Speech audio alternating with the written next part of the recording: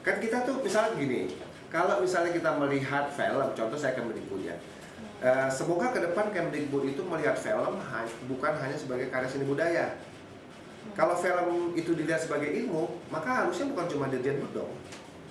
Harusnya ada Dirjen Dikti, ada Dirjen Diksi gitu kan. Jadi bagaimana supaya ada nyambung antara itu hobi dan itu untuk pendidikan dan itu untuk profesional itu? Iya, itu yang saya harus kita sama-sama samakan persepsi kita Iya. gitu. Karena film ini kan seksi, Mbak. Iya. Film ini ibarat orang anak yang cantik ya. Semoga analogi saya keliru. Semoga Iya. analogi saya keliru. Semoga anak yang lucu, cantik, ibunya banyak. Tapi ibu tiri semua, ibu kandungnya nggak ada. Artinya apa? Semua kepengen ngurusin anak ini gitu.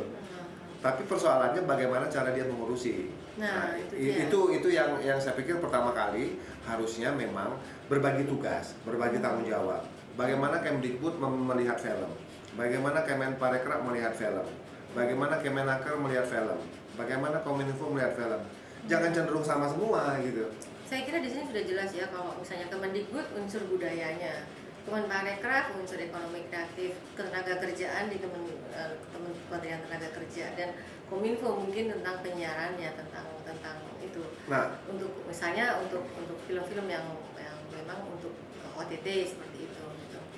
Nah, dalam hal kaitannya untuk meningkatkan kompetensi tadi, kayaknya problem serius nih, karena ada sebuah master plan yang memang luar biasa besar untuk perbaikan perfilman Indonesia, dan sekarang ada 4.000 yang perlu diperhatikan, yang kemarin belum berhasil untuk mendapatkan sertifikat kompetensi itu apakah ada tentu membutuhkan sebuah program yang lumayan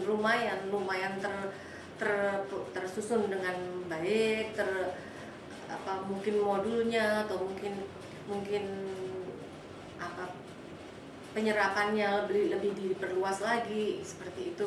Jadi apakah kalau dilihat dari seperti ini kan akan menggantungkan dari seberapa besar peran dalam hal ini pendidikan, mungkin lebih kepada Kemendikbud ya. nah itu yang saya tadi katakan itu. Mungkin kita menyamakan persepsi dulu cara melihat film, cara melihat film gitu. Kalau misalnya Kemdikbud Kemdikbud menurut saya melihat film itu dari banyak sisi. Tidak, kalau kita bagi dua saja, ada dik, ada bud gitu kan. Yeah. Hari ini budnya banyak sekali. Dan ristek sekarang. Ya, ristek tiga, ada tiga, ada bud, ada dik, ada bud, ada ristek. Gitu. Ini kan banyak orang sebetulnya. Kalau Kemdikbud melihat film saja secara lebih luas, itu luar biasa. Artinya gini, kalau Kemdikbud melihat film tidak hanya sebagai karya seni budaya, berarti Dirjen Dikti ikut ngurusinnya. Dirjen Dikti itu kan itu bagaimana tuh, Bang?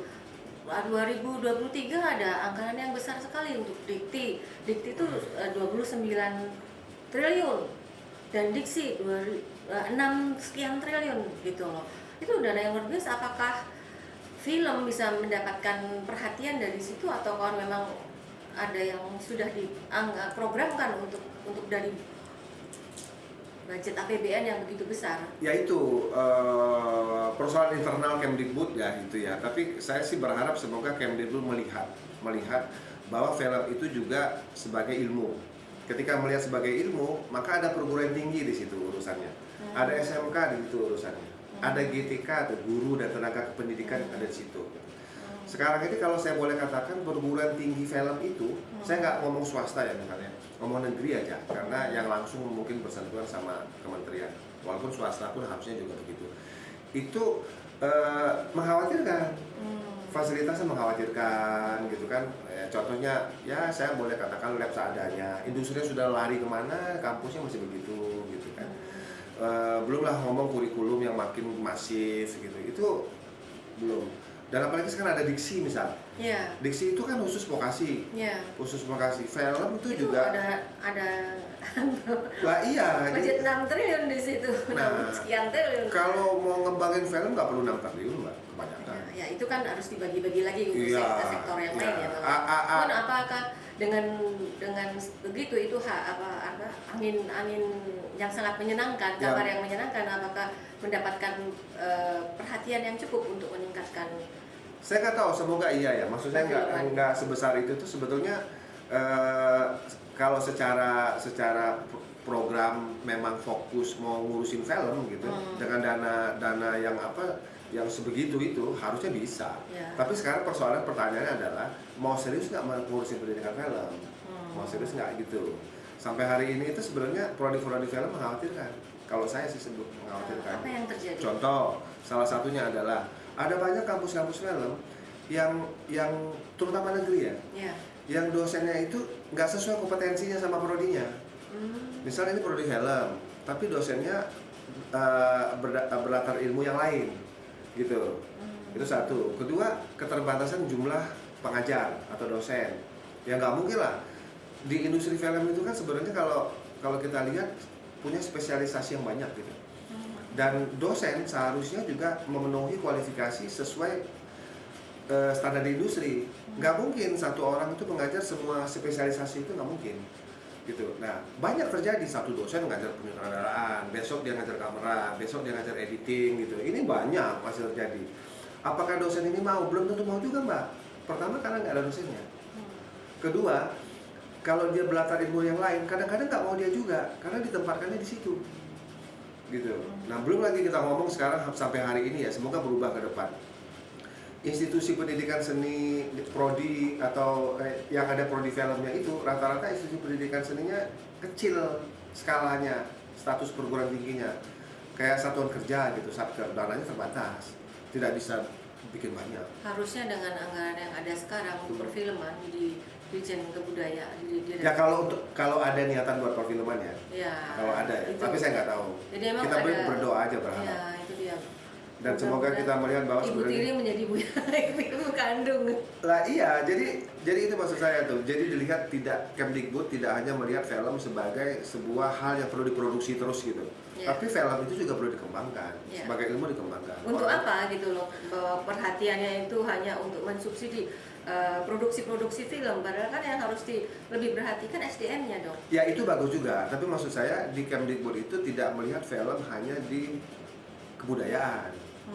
Tapi juga sebagai pendidikan, sebagai hal yang harus diriset, gitu-gitu loh Pak, maksudnya. Nah, Kemenpar pun juga begitu harusnya, berbagi saja. Lebih kepada produksi, lebih kepada Kemenpar ya. Kalau untuk pembangunan sumber dayanya harusnya lebih ke Kemendikbud. Kalau hemat saya begitu.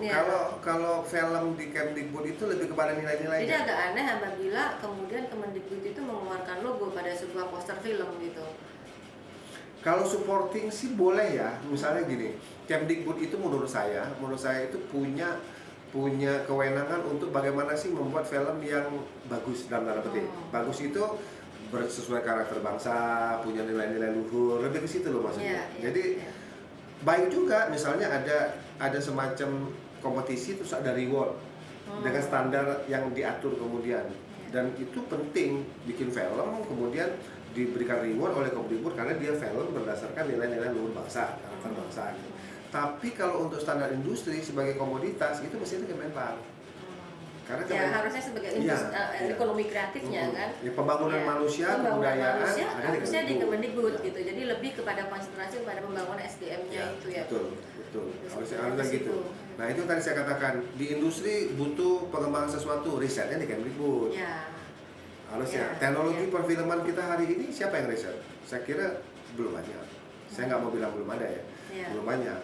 Riset pengembangan estetik di film misalnya belum banyak. Nah itu dia kayaknya penting sekali ya untuk ada satu asosiasi atau mungkin ada satu lembaga yang memang konsentrasi kepada riset pengembangan. Bahkan sekarang itu harus dibaca ulang sendiri tuh, dibaca ulang itu bagaimana Dikti memperlakukan film sebagai prodi. Itu juga harus dibaca ulang. Kapan dia disebut D4, kapan dia disebut S1. Ini di luar ranah yang lain. Misalnya gini, film itu kan menurut saya kan ada 3 persoalan kalau terkait program studi. Satu itu prodi film, lebih merujuk kepada film production atau produksi film gitu. Saya nggak sebut S1 atau D4 lah atau D3 gitu. tidak sebut itu. Tapi sebagai prodi mungkin satu sebagai produksi film atau prodi film production. Kedua itu kajian film, mengkaji film gitu. Ketiga, film berdialog sama ilmu yang lain gitu. Iya. Ada wilayah tiga ini. Nah, ini saja masih tarik ulur nih. Kapan disebut S1, kapan disebut D4. Padahal dua-duanya produksi film gitu kan, misal. Nah, Berarti perlu pembuatan kurikulum yang lebih jelas atau bagaimana? saya pikir menghimbau untuk Kemdikbud, terutama Dikti, untuk masuk lebih jauh melihat film sebagai ilmu. Saya pikir itu belum. Kaitannya dengan kurikulum atau dengan skala prioritas atau? Dengan semuanya, karena misalnya gini, jangan tidak dilihat film itu juga mempunyai efek, mempunyai impact. Maka ketika kita membuat film, sebetulnya impactnya bisa banyak. Kalau kita sebut impact baik, impact buruk. Ya. Saya pikir nggak kurang dengan ilmu yang lain gitu, seperti ya kedokteran atau sama gitu kan. Bikin film itu nggak semuanya bikin happy. Orang bisa menciptakan kesan yang berbeda, bahkan kesan yang tidak menyenangkan mungkin. Nah, disitulah fungsi bagaimana caranya pendidikan kita itu lebih masuk ke situ, selain tentu saja menyiapkan orang-orang yang sekolah itu untuk siap masuk ketika dia bekerja.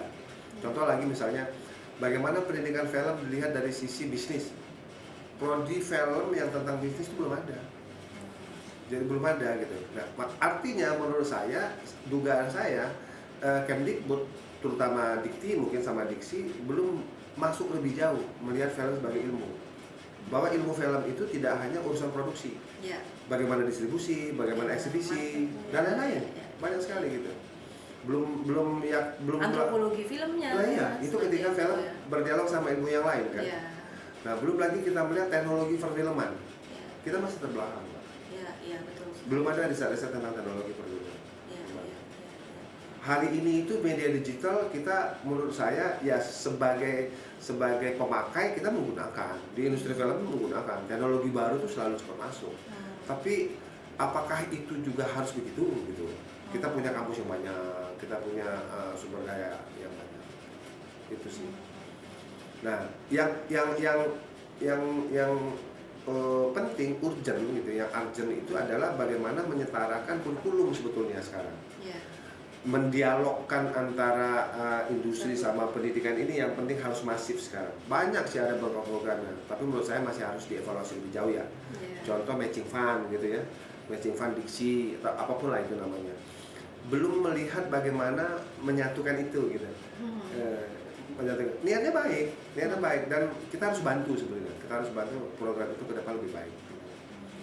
Ya, karena film kompleks kan dan agak unik. Ya. Nggak seperti industri manufaktur yang berbeda lah. Ya, ini penanganannya ada sedikit fragile ya, karena banyak sekali ensemble di situ. Banyak sekali. Ya. Contoh misalnya gini, di industri film Indonesia hari ini yang hasil dari kerja Badan Perfilman Indonesia periode lalu adalah ada 99 profesi yang ada di industri film Indonesia. Contoh misalnya satu sekolah atau satu perguruan tinggi. Kalau melihat 99 profesi ini sebagai profil lulusan, saya nggak tahu itu mau sekolah berapa lama. Ya. Kalau fakultas jadi ada 99 fakultas gitu. Mau berapa lama sekolahnya gitu kan? Kalau melihat bahwa di industri hari ini ada 99 gitu. Ya.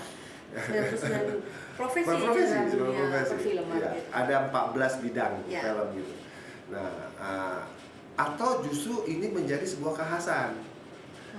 Tidak lagi melihat pendidikan film itu sebagai sebuah hal yang general. Oke, sekolah film keluar jadi apa aja.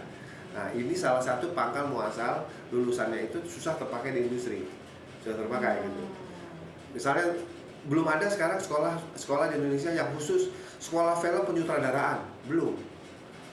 Kadang-kadang gini, kadang-kadang melihat sebuah pendidikan film itu bisa cepat dan mudah gitu. Kadang-kadang banyak yang lupa juga bahwa film itu punya metode, punya teori. Wah, ini masalah teknis, masalah praktis. Oke, masalah teknis, masalah praktis, tapi teknis di dalam film bisa jadi berbeda sama di ilmu yang lain. teknis di dalam film itu konsep, Pak. Konsep gitu. Contoh misalnya gini, kenapa angle-nya begitu? Itu bukan masalah teknis, itu masalah konsep. Ada motivasinya, ada alasannya, ada capaiannya gitu. Itu konsep. Jadi bukan persoalan miring kanan, miring kiri, bukan gitu. Karena film saya pikir tadi itu ada bahasanya. Gitu. Itu yang tidak dilihat sebagai oke, kita ini film, buka sekolah film terus keluar bisa jadi apa aja. Ujung-ujungnya banyak sekolah film yang keluarnya profesinya filmmaker. Di industri filmmaker tuh nggak ada profesinya, yang ada tuh sutradara, yang ada tuh penulis skenario. Ya gitu. Menyamakan itu sih, makanya agak penting menurut saya, agak penting harus segera ya, Bang. Saya mencoba agak halus sih, Pak. Mudah-mudahan dialog kita hari ini didengar oleh yang Harusnya mendengar ya. Ya, karena memang mereka perlu masukan juga kan, apa yang harus dilakukan dengan support dari pemerintah kan yang sudah disediakan untuk pembangunan perfilman itu begitu besar dananya sebetulnya ada. Itu tetapi bahwa itu ditujukan kepada posisi yang benar atau yang diperlukan, nah itu kan kalau memang mereka bisa jadi bahwa memang bisa jadi benar atau diperlukan, tapi dalam perspektif kemana, kan gitu kan, perspektif mana. Jangan lupa orang tua mengirimkan anak-anaknya sekolah itu berharap anaknya itu bisa bekerja dalam sekolahnya gitu. Tapi kalau kemudian dia sekolah terus hampir nggak jadi apa-apa, kan itu dosa kita sama-sama. Ya setidaknya saya pikir itu, setidaknya sekolah itu menghasilkan tiga sekolah itu. Satu, film sebagai profesi, sebagai profesional di film. Kedua, sebagai scholarship. Ketiga, sebagai entrepreneur. Itu film tuh, sekolah tuh penting tuh menghasilkan itu. Satu, sebagai profesional, dia keluar sebagai ahli-ahli, pekerja-pekerja, filmmaker, apapun, mau sutradara, penulis skenario. Kemudian ada perlu lagi nih yang scholar. Dia mau studi lanjut, dia mau kaji, mau meneliti, ini penting ada. Satu lagi ini nih, entrepreneur.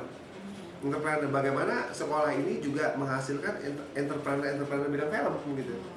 Jadi tidak seperti di profesional, dia ini sebagai entrepreneur yang bikin usaha di film, apapun gitu, tiga ini. Profile atau nah, apa gitu. yang masih banyak itu yang produksi masih banyak, kajian ada, tapi ya Senin Kemis lah, kadang ada, kadang enggak gitu, karena dianggap ini mau jadi apa gitu, kaji film gitu. Nah, ini belum ada, malah bisnis film belum ada. Kalau standarnya sudah ada, standar kompetensinya ada di bisnis film. Ya, SKKN-nya sudah ada itu. Aduh, menarik sekali. Terima kasih banyak. Mudah-mudahan ini betul-betul bisa menjadi inspirasi, menjadi masukan yang positif, dan barangkali kita bisa duduk bersama gitu dengan mereka yang mempunyai kewenangan untuk bisa melakukan hal-hal yang memang langkah besar untuk dunia perfilman ke depan. Ya, kalau dari BPI khusus di pengembangan sumber daya manusia dan standar kompetensi sebetulnya mengundang semua stakeholder dan pemerintah untuk kita membicarakan ini gitu. Biar pekerjaan besar film-filman yang sangat kompleks ini biar kita bisa urus bareng-bareng dengan berbagai tugas, berbagai arah, berbagai perspektif. Tujuannya sama, untuk membuat film-filman Indonesia lebih kuat dan lebih maju. Itu harusnya begitu. Tapi begini, catatannya adalah semua yang dilakukan oleh apapun departemen itu, saya pikir niatnya baik. Baiklah pemirsa, bincang-bincang kita hari ini. Terima kasih banyak Bang Naswan untuk bincang-bincangnya. Sama-sama. Oke pemirsa, salam sinergi. Salam sinergi.